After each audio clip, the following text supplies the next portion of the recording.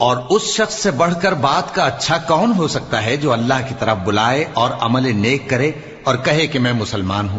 اور بھلائی اور برائی برابر نہیں ہو سکتی، تو سخت کلامی کا ایسے طریق سے جواب دو جو بہت اچھا ہو۔ ایسا کرنے سے تم دیکھو گے کہ جس میں اور تم میں دشمنی تھی وہ تمہارا گرم جوش دوست ہے، اور یہ بات انہی لوگوں کو حاصل ہوتی ہے جو برداشت کرنے والے ہیں، اور انہی کو نصیب ہوتی ہے جو بڑے صاحب نصیب ہیں۔ اور اگر تمہیں شیطان کی جانب سے کوئی وسوسہ پیدا ہو تو اللہ کی پناہ مانگ لیا کرو، بے شک وہ سنتا ہے، جانتا ہے۔ اور رات اور دن اور سورج اور چاند اس کی نشانیوں میں سے ہیں۔